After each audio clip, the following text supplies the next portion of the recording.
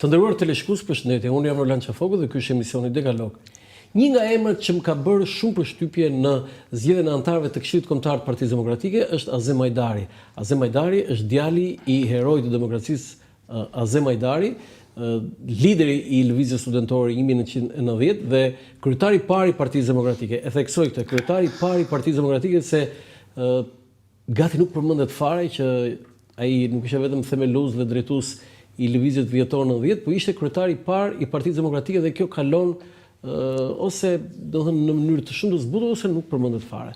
Po djali i tij tashmë ka krijuar profilin e vet, Azem Hajdari i riu, domethënë ne nuk e përdorim këtë po themi këtë shtesë në emër, por ne duhet mësohemi dhe tashmë duket se është futur në politikën e lartë, ndoshta në gjurmët e teatrit. Unë kam kënaqësinë ta kem sot Azem Hajdarin i riu, e theksoj këtë, për një intervistë të përzierë mes politikës, po edhe jetës së tij. Azem Hajdari, të falenderoj shumë që të kam në emisionin tim. Përshëndetje, është kënaqësi të jem këtu me ju dhe faleminderit për ftesën. Unë nuk kam pasur mundësi të intervistoj babain tënd, po e njeh babain tënd. Ja erdhi mundësia të intervistoj ty.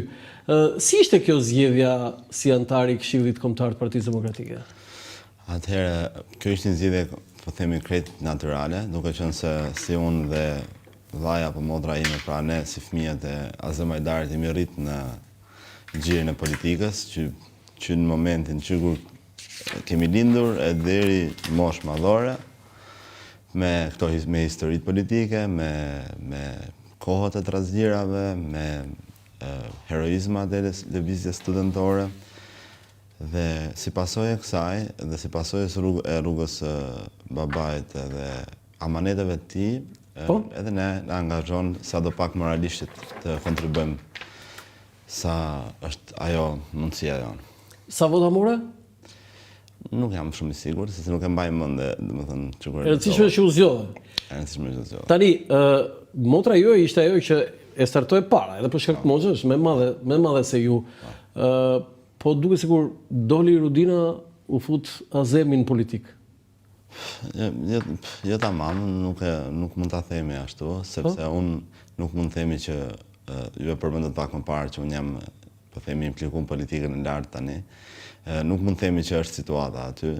Thjesht si pasojë natyrale e detyrimeve të mia shpirtërore për këtë vend, edhe si demokrat, po edhe si advetar, ishte një hap që do pasohet nga disa hapa tjerë, ndoshta gradual, nuk mund të themi që jem, të më thonë, all in akoma për të fut politikës me kohë, po gradualisht do shikojmë ku do shkoj. Ti aspiron që të jesh në nivelet më të larta, sepse antari i Këshillit Kombëtar, unë e kuptoj si një start për ty dhe ti je shumë i ri, dhe që më vonë mund të pasohet edhe me ambicie të tjera, me zgjedhje ndoshta edhe deputet. Unë aspiroj të jap kontributin më të lartë për bashkëkombasit e mi, për shokët e mi, për njerëzit e mi, për popullin shqiptar. Pastaj nëse duke dhënë maksimumin, sjell një sukses që është, po themi, efekt pasiv i kësaj, atëherë unë normal që do i them hapun dhe përqafoj çfarë do lloj të më sjellë rruga, domethënë. Po parimi kryesor është kontributi ndaj njerëzve. Pastaj të më thonë çfarë të vi si efekt ansor i kësaj, pse jo e mirëpresim. Jam shumë kurioz të di, si shikon zhvillimin në Partinë Demokratike? Janë disa pyetje që opinioni publik i bën dhe është normale. Partia Demokratike 13 vjet në opozitë që nuk ka ndodhur në këto 36 vjet, dhe është një periudhë shumë e gjatë. Ndërkohë u zgjodh Sali Berisha, kryetari i Partisë Demokratike deri në vitin 2030. Për ju mendojnë që me këtë leadership të ri, pra me zotin Berisha, por edhe me sekretariatin, me nënkryetarin e Partisë Demokratike mund të vinë në pushtet? Shiko, ajo nuk është diçka për mua ta them, sepse ata që janë zgjedhur, qoftë zoti Berisha, qoftë persona të tjerë, janë zgjedhur me vota, nuk është se ata shkuan me dhunë aty. Nuk është se ata u vunë me dhunë ose u vetë shpallën edhe e bën diçka pa. Mirë, po të janë përjashtuar disa. Po, ne, shiko, të thuash, të më thënë, të mbash krah, është Berisha mirë, është Berisha keq, të janë gjëra subjektive, po çka ka tregu vota e Partisë Demokratike, qoftë kur zoti Berisha ishte në ditën e tij më të keqe, po themi, dhe nuk ishte logoja partisë, emri, edhe ana ligjore që ishte i dëmtuar, po themi që ishte në rreth shtëpie. Ai ishte në gjitha anët dizavantazhe dhe ajo që e çoi përpara, e çoi në krye të partisë ishte vota e këtyre demokratëve. Kështu që fjala ime nuk ka vlerë apo dikujt tjetër që mund të. Jo, unë e kuptoj modestinë tuaj edhe për shkak të moshës, por synimi është që Partia Demokratike të kthehet në pushtet, jo të mbajë Sali Berishën kryetar. Po, shiko, Partia Demokratike nuk është as e Sali Berishës, as e Azem Ajdarit, as e askujt, është e shqiptarëve, është e demokratëve. Po, është aset kombëtar. Po, dhe ka dhe si çdo parti europiane dhe profesionale standardit më të lartë, ka strukturat e veta, që këto struktura janë mbi edhe kryetarën e saj.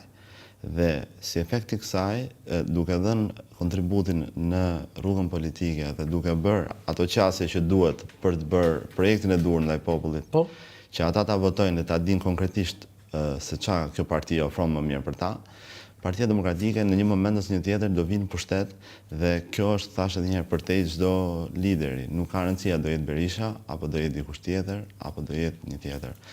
Kurse për sa i përket njerëzve që duan të angazhohen politik në Partinë Demokratike, Partia Demokratike po mirëpret pafund njerëz të rinj, po ti shikoni kuventet e Partisë Demokratike janë plot me njerëz duke filluar nga adoleshent te moshat nga 20 deri në 30 sa vjeç. Ja u prish Berisha mesataren e moshës. Shiko. Ja ngre shumë. Shiko, moshat e mëdhaja, po themi në çdo industri apo në çdo fushë të jetës, ofrojnë një faktor shumë të rëndësishëm, që është faktori i eksperiencës, që do pasohet nga këta të rinj dhe normale brezat e rinj janë më të mirë se të vjetrit. Berisha nuk është më i miri, po do vi dikush të jetë më i mirë se Berisha, pasi do vi dikush të jetë më i mirë se Azem nuk po vjen Azem. Nuk po vjen. Po mirë, çdo gjë do kohën e vet, a kupton? Aty shiko, Partia Demokratike ka potencial të jashtëzakonshëm, aty ka të rinj dhe të reja të formuar në Perëndim dhe në universitetet, po themi. Nga më të mirat në botë. Më prestigjioze në botë, a kupton? Qartë. Do ta përzim bisedën me disa fotografi, unë e di që do të pëlqejnë shumë disa dhe do t'i komentosh. Këtu është Azemi me gjyshin? Po, me gjyshin. Ka pas pikë dobët faktikisht. Shpendin, gjyshi Shpendi. Shpendi. Po. Dhe gjyshi ka qenë faktikisht një njeri aq korrekt, sa që thonë histori për të, domethënë që kur shkonte po në kohën e komunizmit, duke qenë se ishte një diktaturë ekstrem strikte. Po. Edhe, si më thon, ruheshin e shikoheshin. Ai kur shkonte për punën më thon aty ku punonte, ku kishte atë uzinën e vet që merresh, nuk jam shumë i sigurt me frutat apo me çfarë merren. I çepte xhepat e tij për me tregu që unë nuk fus gjë në xhepa. Ç'a thua mu? Po. Edhe a qëndrëshëm ishte? Edhe babai im është rrit me këtë virtyt, domethënë, duke pa babain e vet që i çepte xhepat e vet. Dhe i shkepte gjithmonë mas punës për me tregu që unë nuk fusa se do gjë. Se kam dëgjuar njëherë këtë që mund të bëj. Ky është kulmi i ndershmërisë. Po. Morali tyre ka qenë shumë. Ti ke njohur gjyshin? Ja, nuk kam njohur. Kur ka ndruar jetë gjyshin? Ka ndruar pak para se unë të lindja. Ka ndruar para se. Nuk e kam njohur. Nuk e ke njohur. Shpendi. Më bën përshtypje një lidhje kështu, sigurisht që babai me birin ose biri me babain kanë një, po të dy këtu do të jenë tropoj, besoj. Kjo foto. Tani kjo foto është në Tropoj, por domethënë do të theksoj që cilësitë më kryesore të karakterit formimit të babit tim kanë qenë edhe trashëgimi nga gjyshi, gjyshi ka qenë, po them, një ushtarak, po them, në disiplinën e tij, jo në profesionin e tij, po në disiplinën e tij. Jo, me këtë që the ti s'ka, unë se kanë gjëra njerë këtë këndshmëri. Okej, foto tjetër se kemi disa shumë të bukura. Po këtu i njëjti, Shpendi është. Po, me hallën tim. Ajo është halla? Po. Ajo atje? Po. Po këtu tani këta dy, mos është Azemi ky? Këtu janë xhaxhai, babi. Kush është babi? Ky apo ky? Babi është poshtë. Poshtë, ky, ka qenë i vogël. Po, duket e qeshur. Ndryshon fytyrën. Dhe ai xhaxhai. Kush?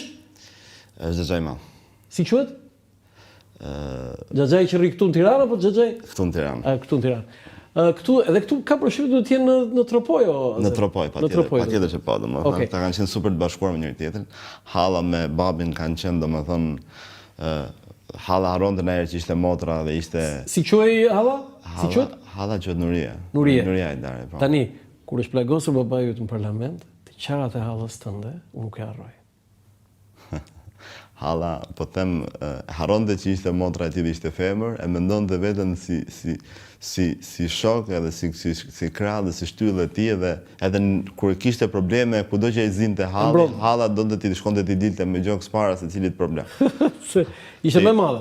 Po, i dukeshte gjithmonë sikur ishte motra madhe dhe kur babi u bë deputet dhe ishte, si më thon, lider, ajo prapë më shikonte si vëlla të vogël. Foto tjetër? A, këtu tani është familja. Po, kjo është foto që unë jam xhelos tash, domethënë që s'kam qenë këtu. E bukur fare, kjo batutë e bukur. Kjo është nga fotot që unë jam xhelos, po them kuptimin e mirë. Këtu është Rudina, është Kiri, është mami, është babi. Tani Rudina është e madhja. E madhe është Kiri. A është Kiri, sa tu ngjan Rudina si. E madhe është Kiri. Po? Edhe kjo është ndjen duke ngërë një darkë, më thënë kujtoj momentet që pak mas saj fotos filloi duke, më thënë, ngeli mamaja ime shtatzan, më thënë, babi nuk donte ta dinte ishte çuna apo ishte gotë. Nuk donte ta dinte? Jo, absolutisht. Se kishe këtë mëra, dua djalë për shembull. Absolutisht, nuk e lejonte sepse thote kjo ky fëmijë që është tani është dhurat mas diplomave në parlament. Është dhurat nga Zoti mas plumave në parlament. Sepse mamaja jote ngeli shtatzan mbas plagosjes. Mbas plagosjes, thotë është dhurat nga Zoti mas plumave në parlament, edhe çfarë jetë mos e la amanet edhe mamit që mos ta shikonte deri ditën që unë linda, domethënë. Mamaja nuk e dinte se. Jo, absolutisht nuk e dinte. Çfarë thua? Thjesht kur ngelim nëna ime shtatzan, babi ishte duke qenë se ishte tip, domethënë ai sa ishte serioz në politikë, aq ishte edhe karizmatik. Di, humoriste. Humorist i jashtëzakonshëm, edhe nga smote Kirin me Rudinën, i thonte që tash i sjeni më të parët, tash është dikush tjetër. Edhe këto qanë në bërtistin, e thoshin kush është? E thot ai le tani, thotë tani ka ardhur dikush tjetër. Edhe i tregonte nga fatmira që ishte shtatzan. Megjithatë, unë e kam thënë i ditë Rudinën se kam dëgjuar ndonjëherë tha, ai kur betohesh në rreth kështu të ngushtë, për Rudinën betohesh. Nëse vi keq Kirit, ti jo se ti do të thonë nuk ai betohesh për Rudinën. Nuk e di am tha Rudina, unë e kam dëgjuar vetëm me vesh të mi, thash. Nuk e kam me të dy të tre. Ai thoshte për kryte e Rudinës thoshte. Ashtu është. Edhe që du të them përmend betimin që e bëri, po them në rrëmujën më të madhe kur studentët u konfuzon, ai zuri be Rudinën dhe më pas edhe Kirin që nuk do i tradhonte që studentët e beson. Ky është një moment shumë i rëndësishëm, gjithë ata që na ndjekin dhe bëre shumë mirë që efekte, sepse betimi që ka bërë Azem Hajdari në dhjetor të 90-s përpara studentëve ishte për fëmijët. Ishte për fëmijët, po. Ishte për fëmijët. Duke qenë se ishte pak më i madh se tjerët, sepse shkoi vonë, shkoi vonë, u vishte serioz kështu dhe ishte pak më i madh babai, po them, edhe tjerët nuk ishin, po them, ishin bërë gjithë me fëmijë dhe kur i la garanci fëmijët, duke thënë zuri Berudinën, po themi, apo Kirin, ishte diçka shtangse për studentët e tjerë. Gjithë unë them me sa i njeh unë, e kuptoja unë, ai dhe 20 vjeç ishe prapë njësoj do e bënte atë punë. Po, domethënë, diçka Je dakord me mua? Dhunti nga Zoti, ka qenë Je dakord me mua? Komplet misionar, po. Foto tjetër. Ktu është Azemi në Tropoj. Po, në Tropoj. Ktu duhet të jetë shumë i vogël, po themi 14 vjeç, 15 vjeç, ha? Po, ka goxha e ri dhe po ta shikosh është domethënë duket I brisht. Jo, duket natyra vet, po them çapkënës. Jo çapkën nuk e, po këtë në trup, i brisht, jo i fort, jo, se ai është marrë me mundje. Ktu është goxha i vogël. Ktu është pak para se të fillonte të merresh me mundje. Edhe unë kam trashëguar pjesën e mundjes, domethënë. Tani na tregoj çik këtë, tani Azemi ishte mundur. Po që duket, po ta shikosh, si duket ajo trimëria vet edhe ajo vendosmëria vet. Shikon këtu që këtu i ngjan më shumë masi se sa babit? Ja, këtu të shikoj unë. Ti si këtu si Azemi.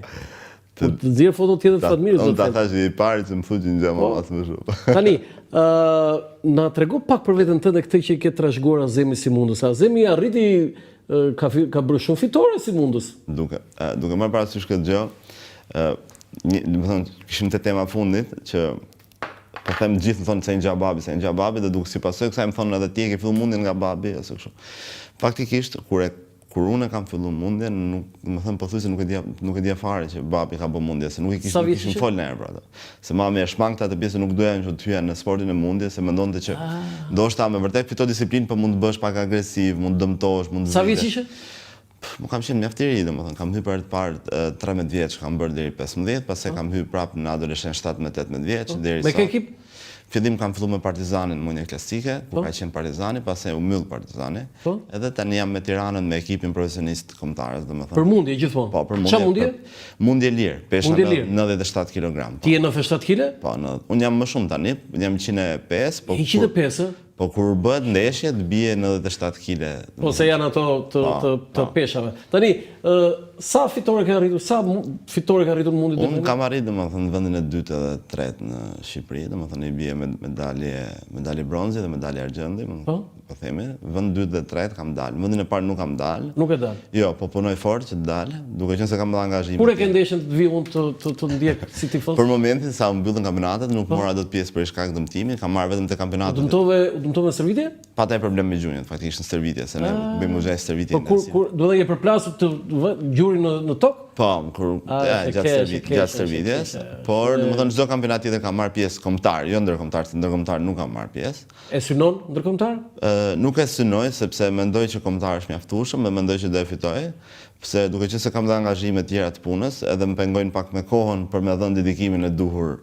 Do të pyesë për punën, por më bëj një premtim që kur të kesh një ndeshje, do më lajmërosh, më të çoj mesazh dhe do vi të ndjek. Patjetër që po. Do vi të ndjek atje. Patjetër që. Do ishte një gjë shumë. Pa erdhë ti do fitojmë më tjetër. E bukur kjo. Po Azemi me kë ekip? Interesante, babi bënte në Tropoj, pastaj pati një periudhë që merrte motorin për ditë, dhe shkonte në Kukës për të bërë mundje, sepse Kuksi ka qenë në zhvillum. Kampion. Po, kampion, edhe domethënë dy gjëra që më men nga babi, domethënë që më kanë thënë familja. Kanë qenë domethënë se sa lëvizshëm ishte ai për të arritur objektivat e veta, qoftë familjare, qoftë personale, pse këtë ishte nga Tropoja duke shkuar në Kukës pothuajse për ditë në motor për të shkuar për të bërë mundje, dhe këtë kur ishte në ushtri aratisësh e mxefta skalote gardën çdo natë për të shkuar për të taku gruan e vet, mamin tim, për ta put, për të përqafuar, për të nejtë me të, edhe për të kthyer. Ushtrin ku e bëri Azemi? Ushtrinë e ka bërë në, nuk jam shumë i sigurt, domethënë po Mveri, nuk jam shumë i sigurt. Po. E di çam kujtove kur bënin prokurorët e timet për Azem Majdarin, sa i kishte disa çështje para se të vritej. Dhe një prokuror që kam bërë bisedë, di çam, edhe unë e pyesja si gazetar, kjo çështje, kjo detaj, gjërat normale. Energjitë e Azemit më tha, e di çka kam parë, tham, çam doli, tha, në një detaj, tha. Çfarë i thash? Brenda natës, tha. Brenda, po themi, jo brenda 24 orësh. Po ai tha, nga mjezi darkë, tha. Protest, tha, në Shkodër, tha. Dhe po brenda asaj, tha, protest në Lazarat. Po, absolutisht. Si ka mundësi, thash, nuk e di, tha, energjitë e tij, tha, nuk e di, tha. Absolutisht. Nga mjezi darkë, tha, i bëri dyja. Azem Majdari nuk e ka pas shumë, domethënë, nuk ka qenë se njeh si baba dhe historitë e tij, nuk e ka pas konceptin e kjo gjë kam qef ta bëj, apo kjo gjë është e lodhshme, apo kjo gjë përtoj ta bëj, apo kjo gjë kam frikë ta bëj. Ai thjesht kishte çfarë duhet bë, edhe nuk ka rëndësi pastaj emocionet personale. Në këtë drejtim, se 50-50 është njeriu me mamën dhe babën. Unë mendoj, domethënë, unë kam misionin tim për të qenë versioni më i mirë vetes time dhe për veten dhe për të tjerët, po çam thonë gjithë thonë që i kanë gjavë, ja ke kaput kokën babit. Si shpon veriort, ja ke kaput kryet babit. Shumë thonë, tash inshallah, kupton se. Ti mund t'ja kesh në këto cilësi, po themi natyrë energjike, kështu, po kështu në fytyrë ke një Fatmirës, foto tjetër, do ta shikoj, do ta them. Inshallah, se dhuratë e madhe është edhe tim. Po këtu tani kush janë? I nje me shokët. Këtu është baba im, xhaxha im, Xhaxhi Sali, ai mbrapa. A mbrapa atje? Mbrapa babit. Po mbrapa, deri me Flokzeza. Po? Këta janë kushërit mi edhe Atje nga Tropoja? Po. Po? Ku janë këtu? Besoj një këtë vend se kjo dekorative duhet të jetë në Baramcur. Kam përshtypjen që kjo foto është në Baramcur. Baramcur. Babi këtu ka pas para 90-s. Ka pas filluar dhe punë që merresh me çanta, me ripa, me këto ka qenë. Me kështu, me galanteri, me këto. Po, bravo. Po. Foto tjetër?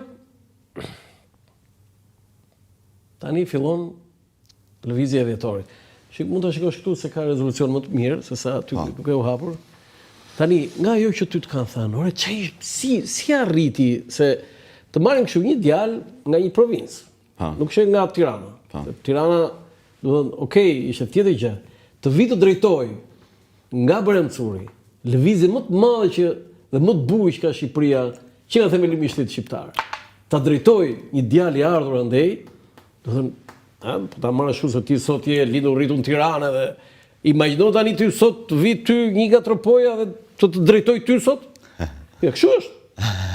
Si e ke ti? Pse si ndodhet? Çka ka ndodhur me ato që ti ke dëgjuar, me ato që ke lexuar? Po, ideja është e tillë që babi, domethënë, ka qenë një student si gjithë tjerë në fillim. Nuk ka qenë me një parim specifik, përveç parimit për demokracinë, pa e njohur demokracinë si koncept, sepse po themi flasim për moshë shumë të herët, pa filluar shkolla, universiteti, më thet tash. Dhe ai thjesht e kishte të lindur dhe kishte të gdhëndur demokracinë në shpirt, që donte të shikonte veten dhe familjen dhe lagjen, duke filluar po themi para në Tiranë fare, lagjen, aty ku ishte edhe njerëzit e tropojës. Dhe më pas gjithë shqiptarët donte më pa mirë, donte më pa të lirë, donte më pa një Shqipëri pluraliste, ndoshta edhe pa e ditur se çfarë ishte termi pluralist. Pastaj kur erdhi në Tiranë, duke bërë shkollimin edhe këto, njoftë me konceptet edhe me logjikën, edhe ai farktoi një, po them, një strategji, domethënë, që arriti ta përhap dhe arriti ta udhëheq me suksesin më të lartë. Po, domethënë këto janë gjëra që ai kishte, domethënë, pra ne përmenda pak më parë, ishte një, po themi, një misionar nga ana psikologjike dhe nga ana mindsetit e tij, a kupton. Qartë, foto tjetër? Tani, Azem, çfarë ke? Vërtetojmë se antari i Partisë Demokratike, Ajet Ramçaj, përshëndesim Ajet se kam pasur në shkollë në Snerbej, jetin klasë paralele, do të propagandoj programin dhe statutin e Partisë Demokratike dhe të filloj regjistrimin e antarësisë në bazë të statutit të Partisë Demokratike. Për komisionin nismëtar, kryetari Azem Hajdari, 26/12/1990. A e kupton ti? Interesant. A e kupton? Interesante. Do më nëse nuk kisha parë këtë. Po tani ne këtu vëmë gjëra që s'e ke parë Azem këtu. Do të thënë, pyetja ime. Interesante. Azem, pyetja ime. Ore, pse nuk e thon Azem Hajdari kryetari i parë i Partisë Demokratike? Jo, nuk besoj që Nuk e thon, nuk e shkruan, nuk e thon. Nuk besoj që e mohon njëri këtë gjë, kupton. Nuk e mohon. Okej. Por nuk e thon. Kryetari i parë i Partisë Demokratike ishte Azem Hajdari. Po mirë, nuk ka ne gjë aty tani. Një nga parimet e tij ka qenë modestia, nuk është se ai nuk ka dalë me boshoj, kishte dalë për me shpëtuar njerëz. Nuk ka lidhje ky ai modestia, ai burraves. Problemi ky është fakt. Kryetari i parë i Partisë Demokratike, okej, me komisionin nismëtar, se kështu themeloi një parti e tjetër, nuk kishte përvojë edhe të dijë se si themeloi një Parti Demokratike. Qartë, po ideja është as ai as ne në familje nuk kemi pas ndonjë ide të edukate promovimin, nuk kemi pas ndonjë qëllim promovimin, po do të thënë kontributin, kështu që. Dhe numri 42. Numri 42. Kjo që ka shumë interesante. Domethënë, shiko, ai du të theksoj diçka, përveç anës trimërisë, po themi, apo anës si fola deri tani, anës morale shpirtërore, ai ka qenë një strateg i jashtëzakonshëm nga ana inteligjencës, nga ana si thurte planet politike, apo si ai shikonte ai hartën për ta arritur qëllimet e tij dhe objektivat e tij. Tani firmën personale apo profesionale? Firmën ashtu e hedh ti? Pak a shumë, jo tamam. Pak a shumë, a? Pak a shumë. Jo tamam, kemi. Firmë e bukur, e lezetshme, e veçantë. Është lezetshme. Se ka bërë një kështu anë me hënë aty. Hajdari. Okej, foto tjetër. Tani kjo, shikoj këtu më mirë se rezolucioni unë vetë, shikoj këtu. Me partesy të bardhë. E keni partesyn e bardhë Azemit? Kam përshtypjen që po, kemi pas bërë një kështu një ekspozit? Po themi një ekspozit, një kur u bën memoriali kur ishte. Dhe kishit sende dhe rroba të tij. Po themi, dhe kishim disa, ka qenë ndes, ka qenë dhe xhupi, ka qenë dhe xhupi Xhiboksi. Ai që tregova ty. Jo, nuk është ai, ka qenë paresia Xhiboksi Zi që ka qenë i famshëm kur bënte këto udhëheqjet edhe këto luftrat politike dhe u bë takimi me Ramiz Alin që ka pas veshur ato. Çfarë foto kjo? Shimë. Se ishin ato përleqet atje, do të thonë, shko, çfarë foto kjo? Foto është zakonshme më bosh këtë. Kjo është zakonshme. Aty është shikoj. Ai me duart në xhepa, do të tregon një lloj sigurie, se kjo më habi se gjithë me duart nxjerra kështu, ai duart në xhepa. Këtë se kuptoi Azet. Shikoj edhe një. Gjithë duart, domethënë sepse ka aty ka tension, ai duart në xhep. Po mirë, ai shikon të vdekjen si gjën më të sigurt në jetë, kupton, kështu që vdekjen e dinte ai që do vite, ai kishte ardhur që patjetër që po. Nga e din? Patjetër që po. Pa e ndjente, ai jetonte flinte me vdekjen, zgjohej me vdekjen çdo ditë, me ato parimet që kishte ai, patjetër që po. Ai thjesht kishte hallin që të mbaronte misionin e vet. E vetmja gjë që po them, ai sa dimne që i ka ngel pishman, mund të ma të botë, po, na në qiell apo na të botë që është, që po them unë nga ana ime që se ka parë, ka qenë Kosova lirë, domethënë. Ja do të vë një foto se kam një foto shumë interesante. Foto tjetër? Kosovën e ka pas, domethënë, shumë amanet. I njekta? Çfarë foto është kjo? Blendi Fevziu. Po Blendi. Arben Liga. Pa. Tani Ukcama, mos e gatroj? Interesante, nuk e njofta Blendin aty. E po Blendi me flokët. Nga flokët nëse ka. Po me flokët po. Jo vetëm me flokët, po sytet varura këtu. Jashtëzakonshëm. Shumë foto interesante. Këta janë shokët e tij, edhe këta janë ata që e bën të mundur gjën se babi nuk e shtiu vetëm karvanin, gjithë shtyn nga pak. Pa diskutim. Dhe kam pasur rol gjithta, Arben Lika, Blendi Fevziu, edhe po duhet të jetë Blendi, kur shikoj Blendin më kujtohet një histori. Po? Blendi shumë i nderuar, kemi shumë respekt për Blendin familjarisht. Kujtoj një histori që na ka treguar edhe për vjetori babit, që babi del para autoblindave dhe policisë dhe ushtrisë doli atëherë për të mbrojtur diktaturën. Po? Dhe i thot, i del përballë dhe i thot, koha juaj ka mbaruar. I thot Azemi? Po, edhe këtë e bën gjithmonë recall, Blendi e përmend gjithmonë, domethënë, kur bjet kjo lloj teme. Kur që tregon, domethënë, doli Azemi Blendi përpara, koha ju. Jo, Blendi ka qenë e ka dëgjuar, Po pra, doli Azemi përpara. I doli përpara babi, po themi policave apo. Po, si s'pati në kamerë, të kujtohet ajo në sheshin Tiranëmen në Pekin, në Kin, që doli ai tankut përpara? Përse që të pamje? Ja, nuk e kam bërë. është një pamje ikonike. E di për situatën që thot, por nuk e kam parë foton. Jo, është video, i del përpara, tangu lëviztej dhe ai lëviztej, tangu lëviztej dhe ai, domethënë Azem Hajdari. Foto tjetër. Domethënë Azem Hajdari zbulon pllakën rruga Arben Broci, i cili u vra në 2 prill në Shkodër. Pastaj u vra Azem Hajdari. Po. Kjo është domethënë komplet. Nuk e thot njëri këtë, Shikoj, nuk është vrarë vetëm Arbeni, janë vrarë të tjera atje. Po, dhe pastaj u vra dhe Azemi. Tani ideja është e tillë që këto janë vrasje komplet politike, domethënë. Këta janë njerëz që tek e fundit kanë pas mundësinë me nejtë në përshpijët veta me hëngër, me pije, me fjet gjumë, kanë dalë edhe janë botë copash edhe kanë lënë eshtrat e tyre për demokracinë, domethënë është mendoj që nuk është as e vlerësuar, nuk kanë vlerësuar aq sa duhet, sa i lartë është akti i tyre. Qartë. Foto tjetër? Lexojnë çik këtë se do kënaqesh. Mesazhi i Zotit Azem Hajdari drejtuar çdo familje tropojane. Vëllezërit dhe motrat të Tropojës, megjithëse janë propozuar për deputet nga disa rrethet të Shqipërisë, kanë pranuar Tropojën time se këtu jeni ju, gjaku im dhe krenaria ime. Është Tropoja që i kemi borxh jetën, Tropoja që ne djem të saj duhet patjetër të nxjerrim nga kaosi dhe varfëria e shumë shpejt ta bëjmë krenari të Shqipërisë. Në qoftë se e kam ndonjë merit në këto 7 vjet të luftës për demokraci, asnjë s'më përket mua për juve, është patriotizmi tropojan që më ka dhënë guximin dhe gjithçka tjetër. Për rrethana që diem kam qenë deputet i Shkodrës, Qiakut, Bulqizit, Martaneshit, por shumë tropojan pa dallim politike kanë ndjer për krajin time. Sot më jepet rasti, sot jam Azem Hajdari Tropojës dhe për Tropojën. Për rrethanat që janë krijuar s'kam mundësi të vinë në shtëpi, sepse siç e dini më parë në televizor, jam i detyruar të bie cep Shqipërisë në emër tuaj, në emër të demokracisë së Shqipërisë, të Sali Berishës, prandaj po ju çoj këtë mesazh, vëllezër dhe motra etj. Azem Hajdari si kërkon vota për Inkoltuk, po për ta çuar nderin tonë dhe Shqipërisë në vendin që u takon. Bollmë, ne jemi çeçen, shpellak, malok, siç na quajnë mjekrat e Serbisë e të Greqisë që flasin me gojën e PS-s. Kemi dhënë gjak e best për këtë Shqipëri. Mos harroni, Zoti është me ne. Aty mjekrat e ka për Fatostan. Mos harroni gjakun e djemve të Tropojës, mos harroni gjakun e djalit të Tropojës, Lek Fran Deda nga Çernica, të thithur nga bishat socialiste të Fatos Nanës në Vlorë. Dhe fotoja tjetër është vazhdimi i kësaj. Gjë që më shumë përshtypje është ajo, domethënë Zoti është me ne. Zoti është me ne. Ai ka qenë shumë besimtar në Zot, domethënë jashtëzakonisht besimtar. Shjo tani premtime, 12 premtime të Azemajdarit. Në karrikën time të parlament do jetë tropoja pa dallim partijake. Rendë të sigurt, qetësi e siguri, kredit sigurta për zhvillimin e ekonomisë suaj, rrugu i sjellës ndërtime me fonde të garantuara etj etj.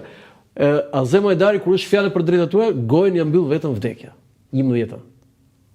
Ta thash pra, ai ka jetuar me vdekjen, e kupton? Po të shikosh fjalimet e tij, po them, premtimet e tij dhe komunikimi i tij në formë formale me qytetarët, përmendet Zoti, përmendet vdekja, përmendet objektive misioni, përmendet që nuk është për një copë kolltuk, dhe po është për idealet vërteta, dhe vllai juaj Azemajdari, domethënë. Po vllai juaj. Ai ka qenë domethënë. Po kjo 11 Azemajdari kur është fjala për drejtat tuaja, gojën ja mbyll vetëm vdekja.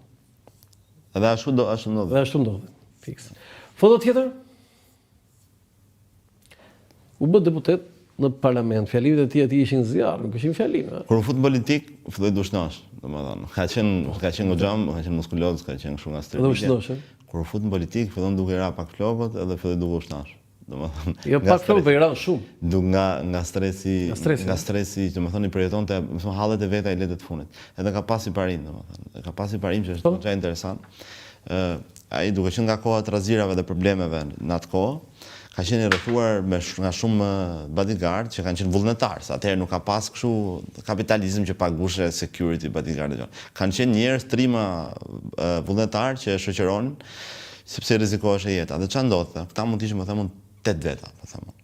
Edhe kur shkonin në shtëpi, te shtëpia ime, domethënë, ulnin hanin edhe i thotë Fatmirës, nxirri me hëngër djemve, thotë. Edhe ulin duke hëngur atë. Dhe i thotë babi, po ulu hati se e lot gjithë ditën, i thotë mami. Jo, i thotë burri haj funit, i thotë gjithmonë. Çfarë thua? Po. Do nuk ka ndaj ime. Jo, kishte shprehje burri haj funit gjithmonë, thotë. Pra ne ulshin hashin ata, pastaj ha ndaj funit. Edhe ka pas gjithmonë parim që burri haj funit. Foto tjetër? Këtu është pas plagosjes në parlament. Është para RTS-s, nuk e di që bën një grevurie për një ndryshim të nenit për transmetimet ose më saktë hapësiri që duhet kishte Partia Demokratike. Edhe ti mësollën me bicikletë, më saktë. Se nga trafiku, nga rrugët e bllokuara, shikon edhe ti mësollën me bicikletë sot. Ja ku doli bicikleta prap. Po pra ti sot ka me bicikletë dhe babi jot rrinte me bicikletë. Ka bërë grevuri aty para RTS-s. Po, edhe i plagos. Ka qenë grevurie nga këto, jo nga këto që grevurie dhe merr pizza më çeptas, po grevurie. Jo, dhe i plagosur. Po. Kjo është. Shiko, kur mori plagët, plagosjes, del në parlament dhe thotë jam këtu me tregu që ato pluga mos më bëjnë asgjë. Edhe vazhdon aty ku e kishte lënë. Ai mori mos gaboj 3 plumbën. Po, edhe kur i thoshin i shtosh, thoshin po e kam antiplumë, thotë barkun. Kështu thoshte, e kam antiplumë, më duhet dham se e kam antiplumë, thotë. Ajo është ambasada italiane për bazë. Thënë ka pas kështu, domethënë bën humor me vdekjen, me rrezikun, domethënë për kërcetën. Më shpjegoj çik se po bën përshtypje ai tatuazhi yt, 112. Kjo është, domethënë, kjo është babi, Kiri dhe unë. Ai ke aty, mund ta tregosh pak, do të ngrihet pak kështu, do të thonë aty. Ato i kam bërë në kohën e adoleshencës, domethënë. Se tani nuk është se jam shumë fanatik më i këtyre, po ngelen tani. Po babi, mamaja? Është babi. Babi. Azemi.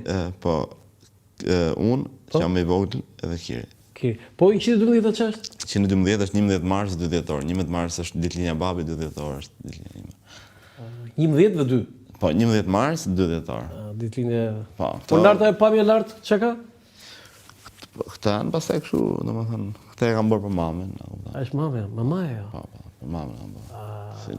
Është një grup kështu me një ujk, me idenë që po themi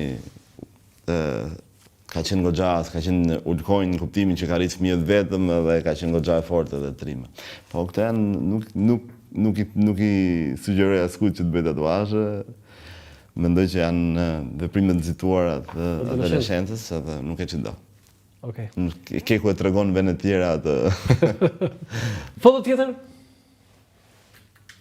Tani, e theti në fillim, prandaj thashun do të flasim pak më vonë. Azemajdari kishte një kontakt me personalitetet të Shqipërisë, dhe jo vetëm të Shqipërisë, edhe të huaja. Një nga ato ishte Ismail Kadare, dhe këtu janë në Shtetet Bashkuara të Amerikës në një vizitë që kanë pasur ata atje dhe ai kishte një raport shumë interesant me Ismail Kadarin. Ai disa herë bile ai ka shkruar në ato ka shkruar për Azemajdarin. Dinë histori që ta tregon mamaja ose miqt ose ka afërmit tuaj për Ismail Kadaren i ndjerin se të dy nuk jetojnë. Po, patjetër që po, për babin po flisnim. E kam rastis një herë komplet, domethënë koincidencë, duke kaluar nga liçeni. Ishte krau andej mbrapa. Ishte te Venilia. Brapa e Venilias, po. Kam qenë duke ecur në këmbë, të dal shumë nga liçeni, me thënë drejtën për vrapë për ecje për shkak. Dhe më del para dhe i shkoj drejt për drejt. Ai nuk më njohu, edhe unë i përshëndeta, edhe po e shikoja për qeshje, domethënë. Pas e dukem pa, më njohu vetë, domethënë, nuk kisha takuar. Mos i djalë Azemit? Djalë Azemit, po. Edhe më pati përshëndetur, dhe më pati thënë sallafe të mira. Çfarë tha konkretisht? Na e thuaj. Konkretisht, kam qenë edhe pa katë disa vite, nuk e maj mend shumë mirë, po ideologjika ishte kjo, domethënë, që më përshëndetin, pyeti për familjen, më pyti për shkollën, edhe u fokusu pak bisedat e pjesa e shkollës edhe e leximit. Aty ku ai ishte legjendar. Jo, mendova mos kishe thënë diçka për babain tuaj në një kujtim, në një detaj. Jo, po ishte goxha i vjetër, domethënë, ishte ka pak vite, po ishte domethënë. Do të thonë pak para se të vdis. Po, ishte parimi i tij ishte domethënë po pyeste për shkollën, për shkollimin, për leximin, për këtë. Kurse për sa i përket kësaj, domethënë ai Ismail Kadaren babai më ka pas domethënë mentor, ka pas mik, ka pas domethënë një person që ai shikonte për me marrë një shembull të mirë dhe e ka dashur zakonisht shumë. Edhe kanë bërë udhëtime shumë të rëndësishme. Ja, pra këtu janë në Shtetet Bashkuara të Amerikës. Që kanë takuar kongresmen amerikanë si Elliot Engel dhe kështu me radhë. Edhe ku ka qenë dhe babi protagonist në një fjalim në Kongres, në Kongresin Amerikan. Foto tjetër? Po shumë e bukur kjo që ke takuar Ismail Kadarin. Me Ibrahim Rugova. Tani ti e the në fillim që Kosova ishte. Po, Ibrahim Rugova domethënë ka qenë domethënë ai ka pas dashur domethënë nuk e ndate dot nga familjarët e vet, aq shumë e donte. Po.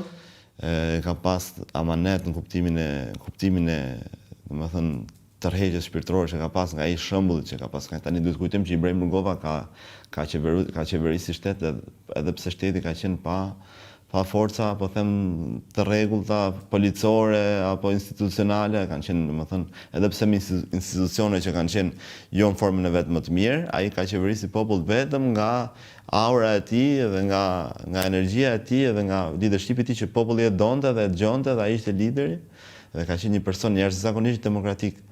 Mban në kontakt me familjen e Ibrahim Rugovës ti, Azem? Po, patjetër që kemi marrëdhënie të mira. Keni me djalin me. Po dua të theksoj që ne mund shikojmë njerëz sot apo politikanë sot që edhe pse mund të kenë struktura policie, ushtrie apo institucionesh shumë të formuara apo të investuara dhe shumë të po themi të shtrënguara, prap kanë probleme për të qeverisur popullin e tyre sepse nuk i bindet populli. Kurse Ibrahim Rugova edhe pse nuk i kishte këto dhe ishte një lider që qeveriste popullin pa pas nevojë fare për policie, vetëm aq shumë e donte populli. Foto tjetër? Me baba Reshat Bardhin, Dede Reshat Bardhin. Shiko, mund ta shikosh këtu më mirë. E kam më mirë këtu, pra ne shikoj këtij. Jo, po rezolucione se. Okej. Kjo është tash një nga Ishte edhe besimtar, po. Kjo është një nga faqet e jetës tij, domethënë që ka qenë pro shumë i fe. Dervish Luzhën e mbante gjithmonë. Babai ka qenë besonte në Zot, besonte në Zot, po, dhe pastaj nuk ishte një ekstremist që mbështeste një fe dhe po themi kontestonte ose sulmonte një tjetër, po mbështeste të gjitha fet dhe me parimin që një Zot ka për gjithë. Dhe kjo Bektashi ishte familja juaj. Bektashi. Familja muslimane. Musliman. Ti je besimtar? Po. Shkon në xhami? Po, shkoj. Shkoj, je besimtar, do të thonë me Jo, falem 5 herë në ditë. Falesh 5 herë në ditë, ha? Je besimtar, do të thonë i rregull. Besimtar i rregull. Po. Me gjitha ritet. Po, tani ka një diferencë këtu, sepse keq kuptohet shumë në botën moderne kjo pjesa fesë, ekstremizma, këtë më thet tash. Logjika është e tillë. Çfarë parimi besojnë si person është që ka një Zot për gjithë, si për të krishterët, si për katolikë, si për ortodoks, si për gjithë. Dhe ata janë gjithë vëllezërit tanë dhe motrat tona, edhe ata tonë dhe ne atyre. Dhe ka një Zot që është për gjithë neve. Tani dikush zgjedh një rrugë për të arritur një objektiv, po themi objektivi është Zoti, dikush ndjek një rrugë caktuar, dikush një rrugë caktuar, varet kush i përshtatet më shumë.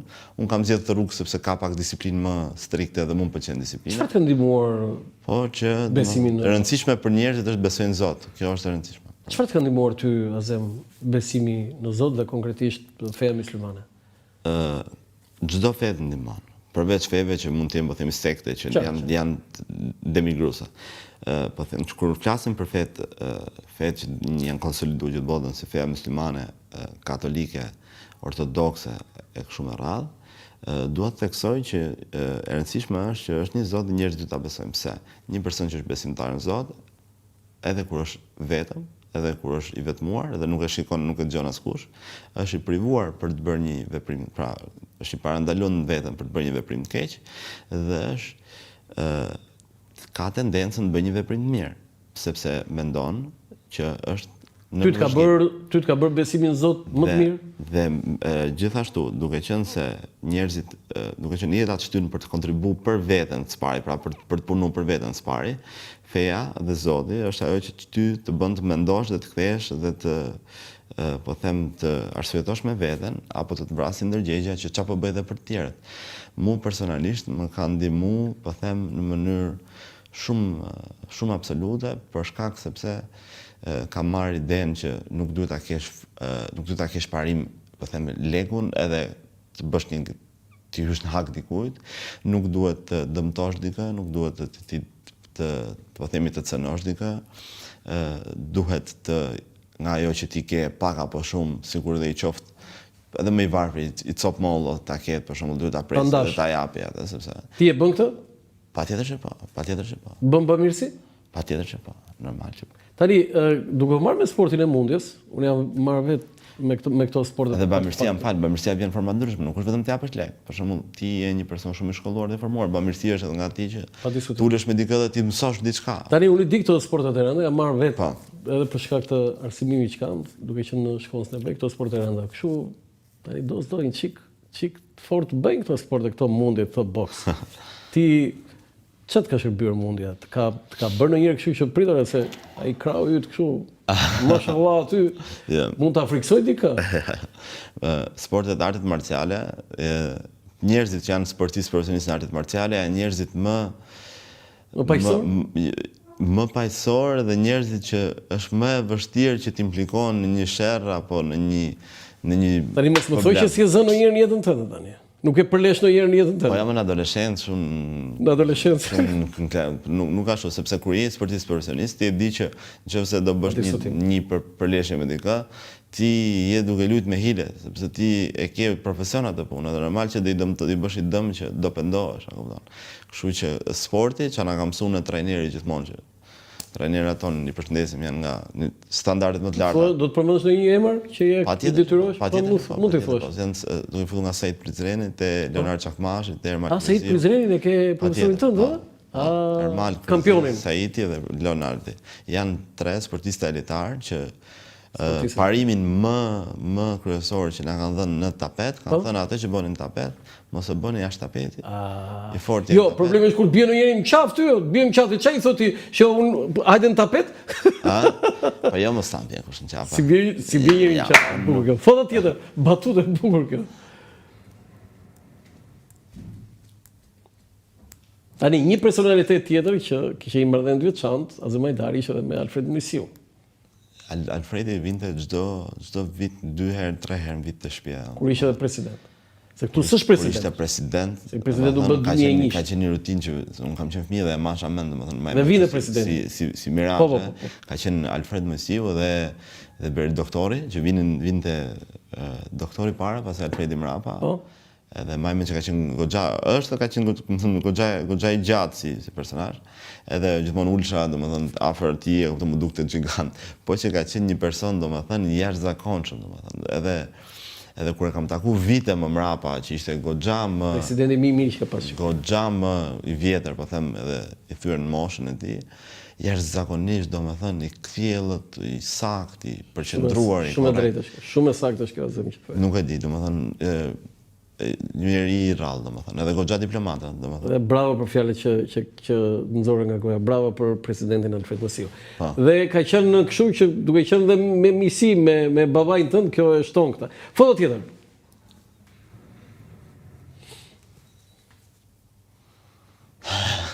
Ku je xhelos tu e di. Ku me Rudinën. Tani këtu duhet jetë në portin e Durrësit? Nuk e di pikë kush ka fotoja, besoj që po. Do I bie që Azemi ka ardhur, Rudina e ka dhënë përpara. E kam parë foton. Bukur si foto. E bukur si foto. Ai fotografi që se di pse kush e ka bër. Rudinën e ka pasur siç është baba për gocën, domethënë që gocë e babit. Po gocë e babit. Çmene domethënë fare për Rudinën ka qenë kështu domethënë. Edhe Rudina domethënë. Azem ti je Edhe I bunte me bogara vrapi kirin me Rudinën, thotë kush deli parë është preferumi im, thotë. Do jap dhe ne lekë thotë. Edhe Rudina ishte e shpejtë, ishte e shkatët edhe donte shumë babën dilte e parë, po Kiri ka qenë kështu domethënë që I vinte pak I natë mundosh ta fitonte. Ti ke kriju familje? Unë jam martuar. Je martuar? Po. Trashëgoj, sa fëmijë ke fëmijë? Jo, nuk kam fëmijë. Kismet Zotit inshallah, domethënë drejta se rrugë me lejen e Zotit. Po nuk kam. Kush është bashkëshortja juaj? Bashkëshortja ime është një vajzë që unë kam goxha vite që njoh, po thoj se 6 vite. Po, si quhet? Desara quhet. Ka profesion, është diku në profesioni I saj është domethënë aktualisht është duke bërë praktikën për farmaci. Domethënë të trashëgosh dhe jetë lumtur. Qefja e saj është vazhdoj domethënë anë e farmacisë. Jetë lumtur me Faleminderit. Desarën. Foto tjetër. Tani këtu Giulio Andreotti, kryeministri Italisë. Pa Giulio Andreotti. Azemi në një pritje, Filip Çakulli dhe Mitroçela. Po Filipin e njoh. Mitroçela nuk e njohta se është e prerë nga Ulet Volli. Po këtë u çon. Ky Giulio Andreotti këtë nuk e di, Okej, tani Giulio Andreotti domethënë një personazh domethënë 11 kryeministri personazh domethënë jashtëzakonshëm edhe shumë domethënë shumë I veçantë, po themi shumë unik në atë llojin e tij, po dhe ndërkohë shumë I fuqishëm në kohën domethënë një njerëz më të fuqishëm në atë kohë po them në Ballkan, në Europë domethënë. Edhe babi e ka pas goxha mik, që Giulio Andreotti po them që më ka bërë më përshtypje sepse kemi edhe foto të tjera në shtëpi me Giulio Andreotti. Keni foto të? Po kam një foto që Giulio Andreotti është duke I bërë një dhuratë babait dhe babai është duke I bërë një dhuratë Giulios, domethënë. Çfarë dhuratë I bëri Azemi? Nuk e di këtë gjë, nuk e di. Nuk e kam iden, po Giulio çai bëri? Janë duke bërë shkëmbyer dhuratat, nuk e di. Ata duhet ta kishë në shtëpi? E kam në shtëpi, po nuk e di, a kupton? Nuk e di. Nuk e di as dhurata në shtëpi dhe nuk e di çfarë është dhurata sepse nuk dhuratë nga Giulio Andreotti. Nuk e kam fol. E kupton Azem, dhuratë nga Giulio Andreotti duhet të jetë ajo është e jashtëzakonshme. Po më përsa ndaj gjë simbolike do këtë qenë, ata janë biznesmena, ata politikanë. Sigurisht ai silolapsi këtë dha. Po. Është silolapsi Giulio Andreotti. Po, patjetër që po. Dhe ideja është se e donte shumë babin, e ka pas goxha mik dhe mendoja si një person. Unë vura se e di këtë histori. Si mundet thosha unë një person kaq unik dhe I madh, a kupton? Se po them për krahasojmë këtë kohë moderne si Vladimir Putinin, po them, ka qenë Giulio Andreotti në atë kohë, po themi në sensin ta krahasojmë pak me ata njerëzit domethënë për nga fuqia, sepse si personazh politik edhe si ideale politike është diçka komplet tjetër. Komplet tjetër. Jo, çfarë duhet ta krahasoj me për shembull adoleshentët ose me rininë e sotme, ta kenë parasysh pas sa peshon imazhi, po themon. Pastaj idealet e Putinit me Giulio Andreotti nuk kanë lidhje fare nga ana politike. Dhe më përte përshtypje si ka mundësi që ka shok babin, si ka mundësi që afronte ka shumë babin. Po sepse Azemi mori domethënë një lloj simbolike edhe në Evropë. Domethënë kur interesoheshin për Shqipërinë. Që kush është në Shqipëri, me këtë kemi kontakte, sigurisht ishin kryeministri, presidenti, por sa herë që bëheshin informacione për Shqipërinë, Azem Hajdari aty niste historia e Shqipërisë mbas diktaturës. Kjo është ide, dhe Azemi ishte gjithmonë simbolik. Foto tjetër. Tani Azemi nuk ishte vetëm kështu këto peshat e rënda të politikës, po kishte edhe njerëz të artit, këtu me Vera Grabocën dhe me Timon Flokun, më pëlqen shumë kjo foto. Interesante, këtë se kisha pak. Se di këtë foto? Ja. Ja, shikon Azemi këtu me Verën edhe me Timon. Takova rastësisht Verën para disa kohësh dhe do të më kishte thënë që ekziston kjo foto, siç e ka shumë e bukur. Ja, pra, kemi ne gazetarët në një foto I thuj Verës. Shumë e bukur. Shumë e bukur. Shiko, interesante ka qenë shumë, domethënë, Azem Hajdari ka qenë, domethënë, sa ka qenë një njeri që përfaqësonte politikën edhe imazhin, po them, e burrit shembullor dhe të fortë dhe trim dhe inteligjent dhe politikan që duhet i shërbente popullit edhe të mata seriozitetin me kostum. Edhe atë pjesën konservatore të demokrate, ka qenë një demokrat i vërtet. Pse të përdor fjalën demokrat i vërtet? Sepse kanë qenë plot situata, duke qenë se sa u bë kjo shkëmbimi i kohës diktaturës me kohën demokrate, dhe artistat kanë qenë privuar për shumë gjëra dhe të paragjykuar për shumë gjëra. Saqë edhe vetë shokët e Azemit ndonjëherë thoshin, ore, po kjo gjëja si ka mundësi që kështu, sepse po e thoti kështu, për një veshje apo për një diçka unike në veshjen e artistëve apo mënyrën se si ata i marrin flokët apo si stilleshin apo si i kryen aktivitetet e tyre. Dhe Azem Hajdari thotë gjithmonë, ore, për atë veshje ne kena rrezikuar jetën. A kupton? Kështu që të vishet si të duan. Bukur, për lirim, të qenë lirë. Kështu që të vishen si të duan, të bëjmë flokët si të duan, të bëjmë çfarë duan, se ne për ato kemi edhe mua pëlqen shumë kjo fjalë. Domethënë artistat kanë qenë, disa nga artistat kanë qenë nga njerëzit më të afërt Azemit. Ai artit shqiptar. Kujtoj edhe Çashkun, domethënë. Kujtim Çashkun, domethënë, që është një artist i jashtëzakonshëm, ka qenë domethënë nga miqtë më të afërt babit, që rrinte e flinte të shtëpia. Foto tjetër? Tani, ka dhe një histori jo shumë interesante Partia Demokratike me babin tënd, Azem. Nuk mund të pranoj një parti që operon me metodat e PPSH-s. Intervista e Azem Hajdarit në gazetën Koajon 10 gusht 1994. Në RD, më në fund u realizua puçi komunist. Unë atë gazetë do ta hedh në gjyq. Se ti e di që edhe kam përjashtuar atë. Koajon, a? Koajon. Dhe ishte kryetar bordi Azemi i Kosovës, e dikte? Po. Në sekond pa lexoja, interesante. Tani ti e di që babi nuk i kishte dhënë mirë punët me Partinë Demokratike në ca momente. Shiko, njerëzit ndonjëherë ngatrojnë, po them, si ka mundësi që Partia Demokratike ka këto situata, si qoftë shkuar që tani. Unë them të kundërtën, si ka mundësi që partitë e tjera nuk i kanë, sepse një organizatë që është demokratike ka për të pasur përplasje mes vetes dhe ka për të pasur kundërshtime mes vetes, se para është demokratike, sepse ka jo me themelusin ose. Fal tani. Se ka mendim të lirë. Kurse partitë konkurrente, partitë e tjera, pse nuk kanë pasur kështu? Se nuk ka, pra nuk lejohet. Nuk ka zotëri, nuk ka shans ti dalësh dhe të më thush mu që ti jemi kundra mendimit tim, sepse nuk je demokrat. Nuk është strukturë demokratike dhe ti nuk del kundra meje dhe ne dukemi gjithmonë. Tu nuk jam dakord me. Jo, po duhet të jesh dakord, sepse po ta shikosh nga jashtë, duket sikur është Baba jot luftoi që për të qenë dakord ti dhe për mos qenë dakord unë, për këtë luftoi baba jot. Jo, ta them, duhet të jesh dakord me konceptin. Ja, foto tjetër. Çfarë çfarë është fotoja tjetër? Jo, prit edhe një tjetër, ajo e përjashtim se ky është numri i telefonit. Jo, bek. Kaloj atje. Tani bek edhe një. E kanë përjashtuar babain tënd nga. Ta thash pra. Kjo është Partia Demokratike. Nga partia. Partia Demokratike është ajo që jo një person flet edhe të tjerë i shkojnë nga mbrapa me sy myll, edhe me vesh myll, po është ajo që ka problematika mes vetes dhe prapë zgjidh, siç e ka treguar. Se edhe kjo zgjidh. Edhe kjo zgjidh në kohën e babit tim, edhe tani kur pati problem Partia Demokratike u zgjidh. Çfarë foto këtu me një fëmijë atje?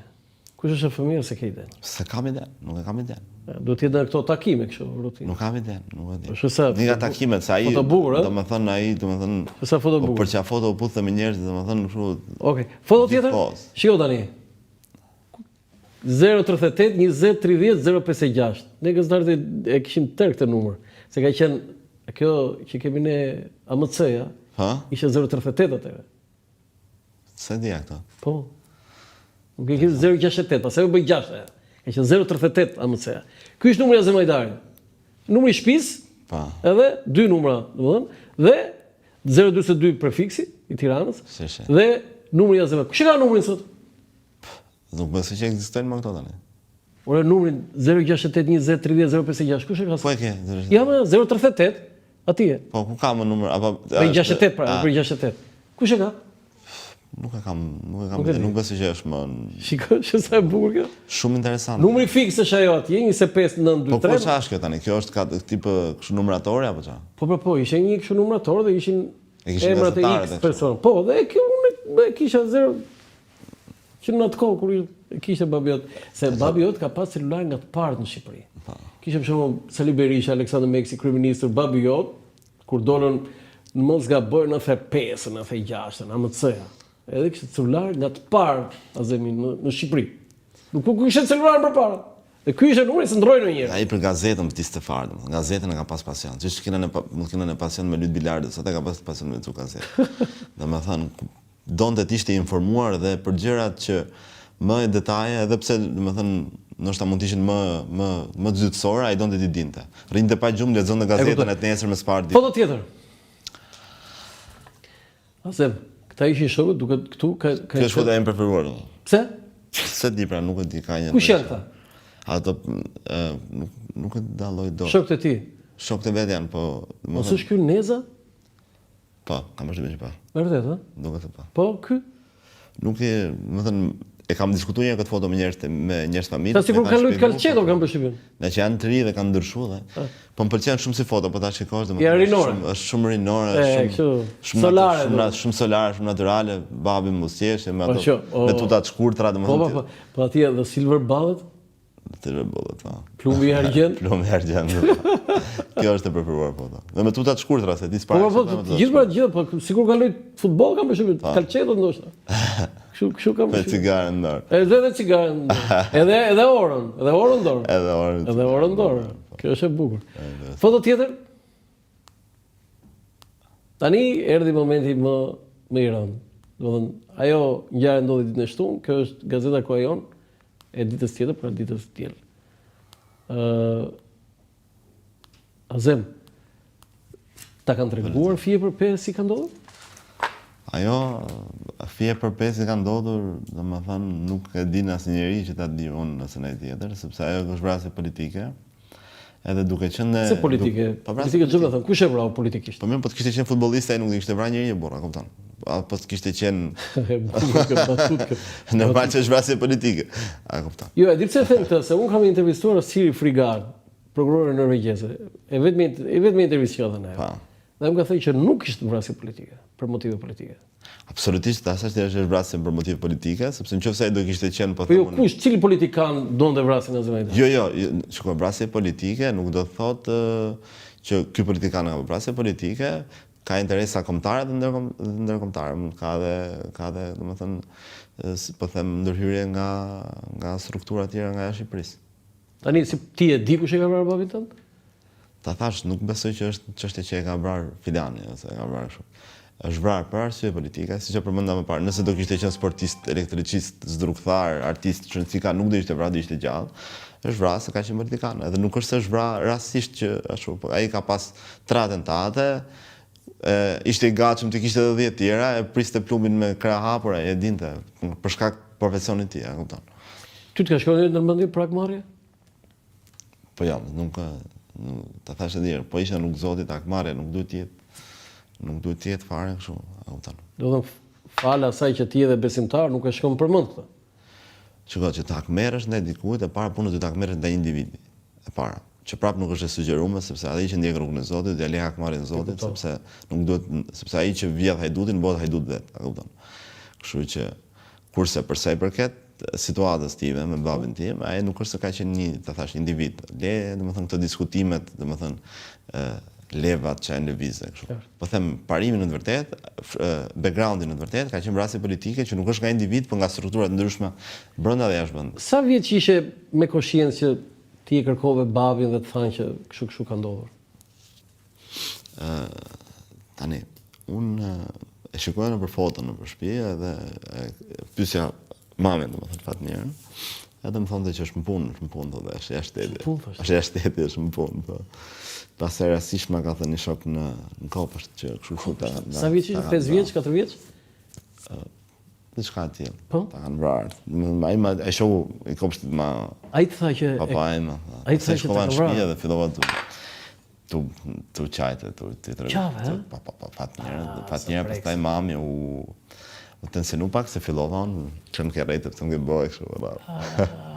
Ka qenë goxha kështu. Po që pastaj mësova dhe domethënë. Pastaj ta tregoj mamait gjithë historinë? Nuk jam unë as i para as i fundit se ka babin, ha? Më preke me këtë. Po. Është normal. Ndjen mungesë që i rritur pa. Kur vdes babi, çuni bëhet burr, kur vdes mami, çuni bëhet fëmijë, thjesht. Kështu që tani na bë burr. Tani inshallah sa më gjatë mami tani mos bëna fëmijë. Në rritjen tënde e ke ndjerë gjithmonë që je rrit pa baba? Me thënë drejtën, unë duke qenë se nuk është se unë e kisha dhe e humba rrugës. Unë jam rrit, kam lind, se me thënë që kam pa jetën për të parë me sy, kam pa kështu që kështu kam lind dhe nuk e kam idenë se si është kesh një baba, nuk e kam atë, nuk e përfitoj dot. Po, qa është të marrin anën pozitive, se gjithmonë njeriu duhet marrë anën pozitive, ta shikoj gotën gjysmë plot. Është që mu kjo gjë më ka bë burrë dhe e kam ditë që nuk kam mi dorë mrapa që por rëshkita më pret ajo dora, po por rëshkita bi me kokë. Dhe kjo gjë më ka bë të bëhem burrë vetë për veten time. Foto tjetër? Mua më ka bërë shumë çudi, nuk e di a ke këtë libër. Babi jot ka bërë një master në Universitetin e Prishtinës në vitin 1998, që i bie vitin që ai u vra. Dhe tema e diplomës ka qenë vrasjet në Shqipëri. Çfarë? E di këtë? E kam parë. Nuk e kam lexuar. E kam parë. Çfarë ironike kjo? Vrasjet në Shqipëri. Jo, ky është studim, ja zemit. Ky është studim. Qartë. Ai është temë diplome. Por do të vrasjet në Shqipëri në 1998 dhe vrasin. Dhe vrasin, po. Tani shiko. Bota aty ka qenë e përfshindruar dhe bota thashë të diskutuam më parë ka qenë e përfshindruar dhe bota revolucionare. Dhe bota revolucionare ka rrezik, kështu ka qenë gjithë bota. Master shkencor. Po, foto tjetër? Tani Me doktorin. Cila ka qenë marrëdhënia e babait tuaj me doktorin? Si e ke mësuar ti këtë? Domethënë, marrëdhënia me babait me doktorin ka qenë shumë e mirë. E donte fort, me thënë drejtën, edhe politikisht edhe personalisht. Po? Për shkak se luftun me njëri tjetrin, luftun krahas njëri tjetrit, një regjim jashtëzakonisht të egër dhe të etur për. Më fal, këtu do të jenë, jo do të jenë, por këtu janë një konferencë për shtyp. Po, kam përshtypjen që po. Dhe do të jetë mbas flagosjes. Këta kanë luftuar përballë një sistemi të etur për gjak edhe për pushtet edhe për dhunë edhe kanë rraf politikisht një nga sistemet më të egra të Ballkanit dhe të Europës. Dhe po ta arrish ta bësh atë me dikë, normal që të luftosh krahas dikujt, të bën që ta dush atë sepse ke luftuar për i pari me atë, ke përballë me rrezikun me atë, ke mbrojtur njëri tjetrin me atë. Dhe keni mbështet njëjtin parti. Kështu që ka qenë një marrëdhënie shumë e mirë edhe politike edhe personale. Ai ka marrë babai juaj vlerësimin që duhet merrte në histori dhe shteti shqiptar ja ka dhënë këtë? Patjetër që pa. Ja ka dhënë, domethënë e ka marrë vlerësimin. Patjetër që pa. Babai çka ka bën, nuk e ka bërë për të marrë vlerësimin, e ka bërë. Jo, ai sigurisht e ka bërë jo për vlerësim, po ai ka marrë. Po mendoj që po, sepse ta thash, duke qenë se parimi dhe nisma e tij nuk ka qenë për të lënë për ta marrë vlerësim mrapa. Misioni i tij ka shkuar me sukses. Pastaj për sa i përket çka ka ndodhur mrapa, tani njerëzit me thënë drejtën, unë jam i kënaqur se e vlerësojnë, e respektojnë, na vlerësojnë dhe neve si familja e tij, na thon llafe të mira, na tregojnë histori të mira. Dhe nga ana edhe për rrugët apo bustet apo kështu që ka bërë shteti shqiptar. Sa emra rrugës i di kështu me nur? Po, më thënë, po them në kohën, pra në vitet, po themi kur ka qenë Partia Demokratike në pushtet. Po? Janë bërë rrugët, janë bërë shtatore, janë në Tropoj edhe në Qytet Student. Është bërë ri zhvarrimi që është babi është varrosur pranë varrezave të dëshmorëve. Do të thonë varri i Zemit është të varrezave të dëshmorëve tani. Po, të varrezave të dëshmorëve. Se ishte në mos gabojmë Sharr. Po. Ishte në Sharr, po? Është varrezave të dëshmorëve dhe pastaj evente të tjera apo kauza të tjera që kanë qenë gjithmonë, domethënë, vlerësuese ndaj babit. Unë mendoj që ka pas edhe ka vlerësim. Edhe ne jemi krenarë, domethënë. Tani vlerësimi keni marrë dhe nga djathta dhe nga e majta, se edhe majta ju ka vlerësuar për këtë. Po, shiko, Azemajdari s'ka qenë i Partisë Demokratike, ka qenë i gjithë shqiptarëve. Çfarë do të them me këtë është që ai nuk është se shikonte dikë, ky është i PS-s, edhe mirëpafshim, unë nuk i flas nuk e çfarë. Përkundrazi, është vetëm nga politikanët e vetëm që edhe partia PS-s e donin, e përqafonin, e mbështesnin dhe kishte miqësi me ta. Pse? Sepse ai ishte mbi të kalonte çdo lloj gardhi partie nga ana e idealeve të tij dhe nga ana objektivave të tij, që mënyra se si ai mundohej të ndiqte kauzat edhe se si mundohej të kontribuonte për njerëzit, edhe partia tjetër, që po themi Partia Socialiste, Po? e donte dhe respektonte, sepse e shikonte që ai nuk është një militant apo një person që nuk ka asnjë lloj, i ka sytë drejtë dhe nuk e din se çfarë po bën. Ai shikonte që ky është më vërtet për mu dash më bë hero, edhe nuk ka asnjë lloj interesi në këtë mes. Dhe ishte shumë i dashur, ishte shumë i drejtë, shumë korrekt, shumë i mëshirshëm, shumë tolerant dhe shkonte jashtëzakonisht mirë. Pra, më thënë, Azem Hajdari ishte themeluesi i PD-s, nga themeluesit e PD-s, ishte nga kryetarët e parë të PD-s, por Azem Hajdari në doshin edhe Partia Socialiste dhe çdo një edhe njerëz që ishin në parti fare, sepse ishte njëri i njerëzve. Si është familja juaj tani, mamaja, vllai, motra, do të thënë, si është jeta juaj tani? Aktualisht motra është në Amerikë, po ndjek. Se është kthyer Udina atje? Është në Amerikë, po. Është në Amerikë. Po. Po ndjek është një organizatë euroatlantike që merret me drejtat me njerëzve dhe me politikën e jashtme, ku kanë disa struktura shumë bukura se si ata organizojnë marrëdhënie ndërkombëtare, po flas këtu jo për Shqipërinë, për Shqipërinë, por për gjitha shtetet, për mbarvajtjen e leadershipeve demokratike në gjitha këto shtetet e hartës botës. Kurse mami dhe Kiri janë në Shqipëri, banojnë dhe punojnë në Shqipëri. Ti rri me maman? Jo, unë jetoj vetëm, jetoj me nusën. Po mamaja jeton me Kirin? Mamaja jeton vetëm, ne i kemi shtëpi shumë afër. A e keni afër, po. Kjo është një Po. do të thënë, ka një këshill të veçantë që ta jep mamaja, do i merak të veçantë, sepse ti e the shumë mirë që ti je rritur me idenë që do të thënë pa e njohur babain, që sepse ajo ka të drejtë që të ketë merakje, është normale ti e. Mami është po themi ironike në kuptimin pozitiv që pavarësisht situatave që ajo është përplasur në jetë, domethënë duke filluar nga vrasjet, e problemet, e atentatet, e plagosja. Po them situata të frikshme, kur jam rritur nuk kam qenë një fëmijë që mund të thush që ajo ishte që hajde në shtëpi herët, kujdes tu, kujdes aty, kujdes tu. Nuk të thoshte. Përkundrazi, duke qenë se ajo ka pa tmerr me sy, ishte me idenë që jeta është ashtu si është dhe Zoti e ka cakton riskun se si do shkojnë gjërat. Kështu që njeriu ka për detyrë të jetë vetvetja dhe të jetë i drejtë. Dhe unë kam kaluar fëmijëri shumë po them kontestuese me jetën, domethënë në kuptimin deri vonë kam qenë duke u marrë me sporte, duke dalë, impenjime, domethënë ke pasur kohën e zënë. Kohën e zënë, po kam qenë rria deri në darkun, për shembull me shokët në lagje, në rrugë. Nuk ishte frikë mamis mos më ndonjë, domethënë. Se thoshe, po se ajo e kishte pa fundin, a kupton. Nuk është se kishte pa fundin, edhe thotë nuk është zgjidhje unë pash fundin tani ta maj çunin, ta bëj delikat. Ai thotë e kam pa fundin, çuni ta shikoj edhe çuni jetën. Këtë ka bërë më të fortë? Edhe o të bëhet burrat edhe eci para, domethënë. Këtë ka bërë më të fortë? Patjetër që po, a kupton, sepse për shembull shokët e mi e kështu kanë qenë gjithkohës, domethënë, kanë qenë pak më të llastuar, po them. A kupton, kurse Fatmira ka qenë domethënë jashtëzakonisht kështu si akademia e sigurisë, si akademia e ushtrisë, ka qenë kështu domethënë. Bëj këtë, bëj atë, do të bëj këtë, pastaj nuk ishte këto parimet. Hajde s'u versu, kujdes tu, kujdes aty ose këtë, atë, nuk zero, llastimi ka qenë zero. Domethënë, nga kjo anë. Duke qenë se rreziku ka qenë shtëpinë tonë, do të kujtoj që edhe masi vdiq babi, mami ka qenë gjykatëse, edhe si gjykatëse edhe ajo ka marrë kërcënime apo kështu me radhë. Kështu që familja jon ka jetuar gjithmonë mes rrezikut.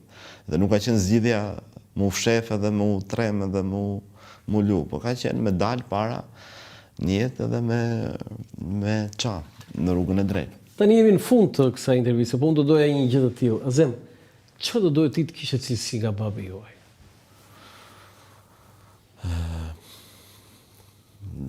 Çfarë do doja të kisha cilësi është përgjithsisht domethënë ato cilësi që ai ka, unë mundohem ti përveç se çaj ngjaj, domethënë babe kam normal.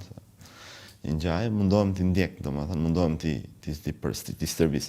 Po ajo gjë që më pëlqen më shumë te babi ka qenë konsistenca dhe vendosmëria e tij, domethënë kishte një plan që e hartonte shumë saktë. Do e realizonte.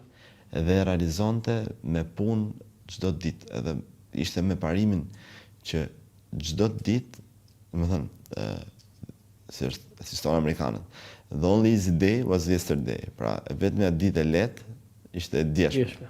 Dhe nesër më ditë më e vështirë, e pas nesër më ditë më e vështirë, dhe pas nesër ditë më e vështirë. Dhe ajo shijonte këtë gjë. E kupton? Kjo është ajo që të kisha qenë. Ti për çfarë diplomor? Unë jam diplomu për juridik praktikisht. Ku këtu në Universitetin e Tiranës? Po, në Tiranë, po nuk është se e kam ndjekur. Kam qenë një kohë që diskutova dhe ju off camera, domethënë që kam qenë një kohë i aktivizuar me pjesën e policisë për shkak të pasionit tim që kam pasur që në vogëli me duke u rrit pranë shoqërusave të babit edhe bodyguardave dhe ti ke qenë pjesë e policisë shtetit? Kisha qeftyjat e forcat speciale të po pse s'u bë? Pata një situatë personale faktikisht, edhe mu desh të shkëputem, edhe pastaj kalova në industrinë e biznesit. Do tani më me biznes. Cili është biznesi juaj? Unë emri me produkte alternative të nikotinës, ku mundohemi që të bëjmë njerëzit që të lejnë duhanin. Edhe thënë me këto që ta lënë duhanin, jo ta fillojnë. Jo, ta lënë. Po si është kjo? Më shkoj si që është shumë interesante. Është interesante, unë duke qenë se kam pasi problem shqetësim shëndetësor një herë me tensionin, nga që bëja shumë stërvitje dhe përdorja edhe nikotinë si adoleshente, dhe kështu nikotinë më du pija cigare. Pija cigare? Po. Edhe ajo gjë që më dha mu shqetësim nga ana shëndetësore më detyron që ta lash. Edhe pastaj duke qenë se kjo ishte një lloj misioni për veten time, mendova që ta kthej në një lloj biznesi, ku ne ndihmojmë domethënë qindra apo edhe mijëra njerëz çdo vit që ta lënë duhan. Që të lejnë duhan. Po si mund të jetë? Mund të japësh të këshill? Si, ja, te kamera këtu. Çfarë thuat ti këtu?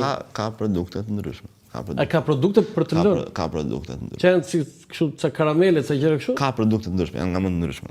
Dhe ajo ndikon në azem? Patjetër që po. Ndikon, unë shiko, se biznesi duhet të ketë moral, jo vetëm politika. Po patjetër. Sepse nëse ti bën një biznes që s'ka moral, nuk i gëzo ato lek. Patjetër. Kështu thotë se po flisim për baba im thotë leku që është bën rrugë të pa drejtësi e pa moral, nuk ka hajër, nuk ka gëzim, del thotë ose do të dali i laçë ose do të dalin hallë ose do të dalin probleme, nuk e për ta gëzuar lek. Kështu që edhe biznesi duhet të ketë moral. Duke qenë se këtë gjë e kam provuar e kam bërë vetja dhe më ka përmirësuar sot se pi më duhan. Po.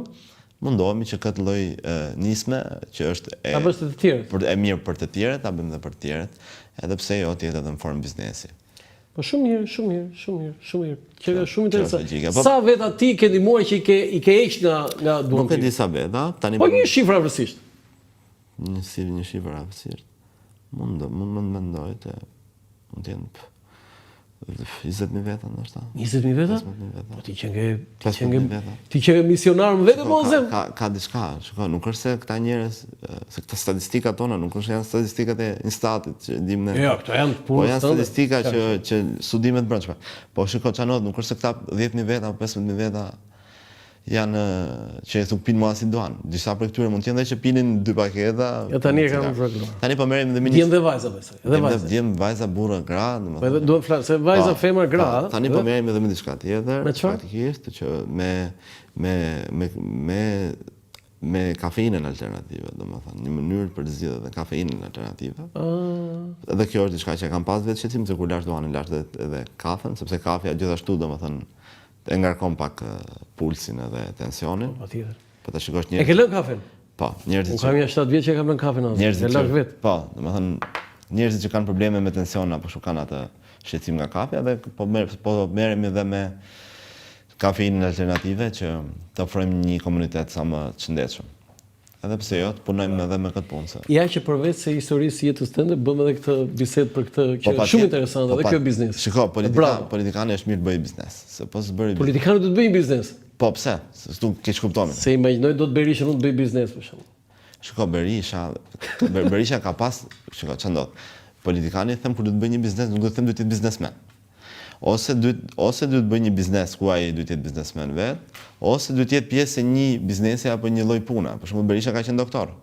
Pse? Sepse nëse ti nuk punon veç mas politikës, ti bie të ardhurat e tua për të mbajtur familjen nuk e se si i krijon, se politika nuk të ofron lek. Edhe i bie të kërkosh lek aty ku s'duhet pastaj. Azem Hajdarit, falenderoj shumë për këtë intervistë që ti s'e ke dhënë më parë. jam i bindur që s'ke për të dhënë si kjo intervistë, jete kaq interesante, me kaq detaje dhe me disa, po themi, edhe këshilla ose disa, po themi, sugjerime për ata, sidomos kjo për duanin dhe për kafen. Të falenderoj shumë. Po, duhet të të falenderoj dhe dua dhe të bëj një sqarim, në keq kuptim se do më mbyll për këtë diskutimin që po flisim se më ndërpreve kështu gjys. Po. Dhe më të kemi keq kuptime. Ajo që them unë dhe shtyjun gjithmonë që njerëzit është mos krijojnë konfuzion te pjesa e politikës dhe biznesit apo